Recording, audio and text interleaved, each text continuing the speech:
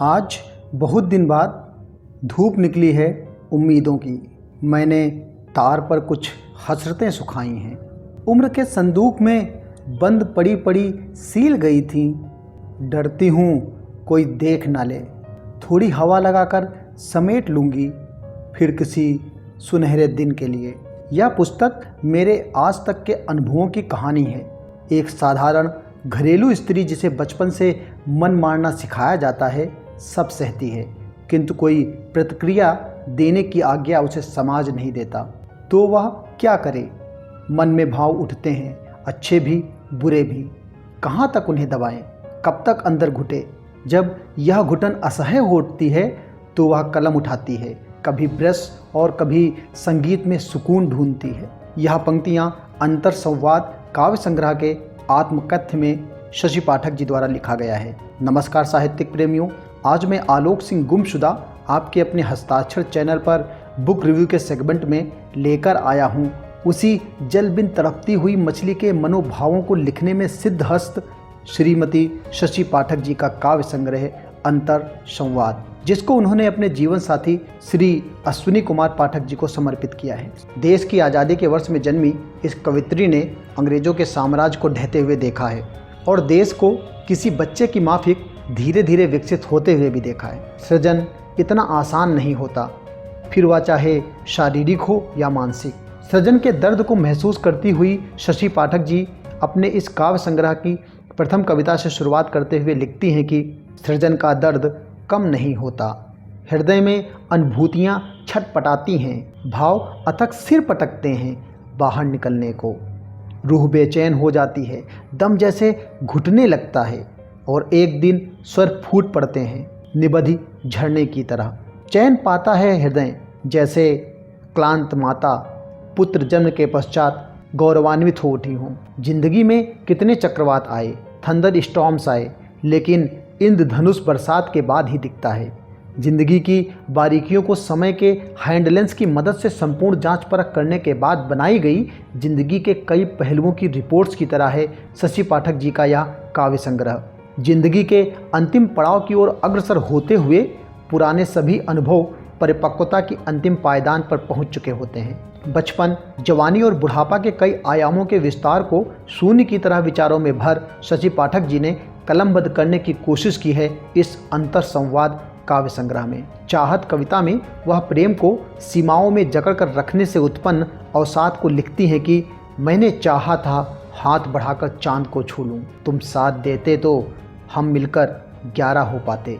चांद हमारी मुट्ठी में होता, किंतु तुम्हें चांद की चाहत न थी। काफ़ी थे तुम्हारे लिए जमीन पर जमे पाँव, इसलिए कसकर पकड़े रहे तुम। उड़ने को आतुर मेरे पंख खींचते रहे ठोस धरती की ओर। किंतु अब देखते हैं औरों को सितारों पर बैठे तो स्वयं को महसूस करते हैं बौने। जिस धरती की पकड़ पर भरोसा था तुम्हें, वह बालुई साबित हुई। हम धंसते जा रहे हैं रसातल में और गिरते जा रहे हैं अपनी ही नज़र में।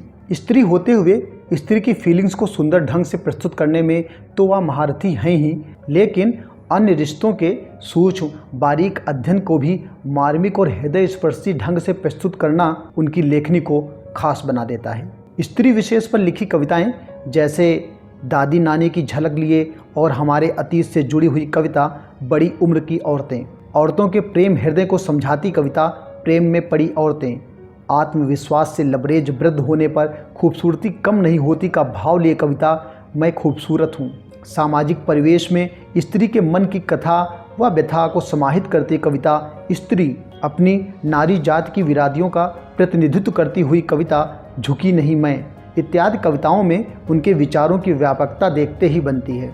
उनकी कविता नारी मुक्त की चंद पंक्तियां आपके समक्ष रखता हूँ। बेकार है सब नारी मुक्त की बातें, मैंने देखा है तालियों की गड़गड़ाहट में उत्तेजक भाषण देने के बाद तेज तेज कदम बढ़ाती, घिरते अंधेरे से आगे निकलने को आतुर। घर में घुसते ही साड़ी का आंचल खोस किचन में घुसती, आराम से पैर फैलाए अखबार पढ़ते पति की तनी भ्रिकुट से सहम चाय का प्याला पकड़ाती। उम्मीदें बच्चों के होमवर्क के साथ साथ तेजी से चलती पतीली में कलछुल समय से होड़ लेती एक गृहिणी नारी मुक्त की सैनिक। अंतर संवाद काव्य संग्रह में आप उम्र का बही खाता पाएंगे। उनकी कविताएं मन की गुत्थियां खोलते हुए भी प्रतीत होंगी तो स्त्री मन और स्त्री मुक्त के बारे में बतियाते हुए भी लगेंगी। कुछ कविताओं में उनकी निजी पीड़ा भी दिखेगी, लेकिन वह पीड़ा समाज के कई वर्गों का प्रतिनिधित्व भी करती हुई सी प्रतीत होगी।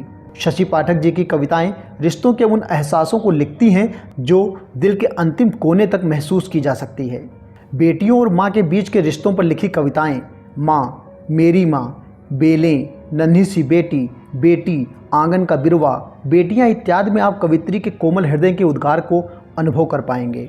जिंदगी, दोस्ती आदि विषय हो या अस्पताल, कोरोना जैसे विषय पर लिखी कविताएं आपको मनोविज्ञान और दार्शनिकता की झलक दिखलाती हुई सी मिलेंगी।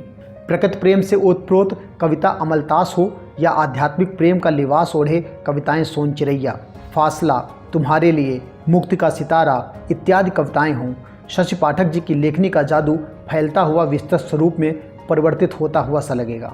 बुजुर्गों के दर्द को बयां करती कविताएं, निजी नर्क, जिंदगी, आह्वान, उदासी, नखलिस्तान आदि कविताएं आपको अपने आसपास के पार्क या कैफेटेरिया में बतियाते बुजुर्गों के दर्शन कराने में सामर्थ्य से मिलेंगी। जीवन एक पड़ाव है अनंत यात्रा का, मुसाफिर को चलना है अनवरत, जन्म जन्मांतर तक, बीच बीच में थक कर रुक जाता है, सांस लेने को वही जीवन है। मृत्यु तो यात्रा है, पड़ाव छोड़ आगे बढ़ना है अपनी खोज में। रुक नहीं सकते, थम नहीं सकते, बस चलना है अनवरत अनथक उस समय की खोज में। इस काव्य संग्रह में आपको ग्रामीण क्षेत्र की खुशबू का अनुभव होगा तो शहरी जीवन की भागम भाग जिंदगी के दर्शन भी। कुछ व्यंग्यात्मक शैली की कविताएं भी मिलेंगी तो कुछ पंक्तियां कटाक्ष करती हुई भी। कुछ कविताएं आपके जमीर को टटोलते हुए प्रतीत होंगी तो कुछ आपको सकारात्मक ऊर्जा देती हुई मोटिवेट भी करती हुई मिलेंगी। जीवन से लेकर मृत्यु तक, खुशियों से लेकर मन के अवसादों तक, कॉलेज लाइफ से लेकर हाउस लाइफ के बीच दौड़ती भागती लड़कियां भी उनकी लेखनी की इंक बन कविता रूप लेती हुई सी मिलेंगी। कुल मिलाकर शशि पाठक जी का यह काव्य संग्रह जो बोधि प्रकाशन द्वारा प्रकाशित है, अंतर संवाद पाठकों को लंबे समय तक वैचारिक ज्ञान को प्रदान करेगा। अंत में मैं आलोक सिंह गुमशुदा आपके अपने चैनल हस्ताक्षर की पूरी टीम की तरफ से शशि पाठक जी के जज्बे को सलाम कर ढेरों शुभकामनाएं व बधाई देता हूं और सभी साहित्यिक प्रेमियों से अनुरोध करता हूं कि वह इस काव्य संग्रह को जरूर पढ़ें। लेखन एक शौक नहीं, मजबूरी है। आसपास घटती घटनाओं की प्रतिक्रिया है समाज के अन्यायों का। पंग विद्रोह है असहाय हाथों का। मौन प्रहार है जो मुखर होता है शत शत हृदयों में। प्रत्येक को लगता है उसी के मन की बात है। यही सफलता है इसकी और यही उद्देश्य भी है। इसी तरह लेखक एक होकर भी अनेक हो उठता है। धन्यवाद। जय हिंद, जय भारत।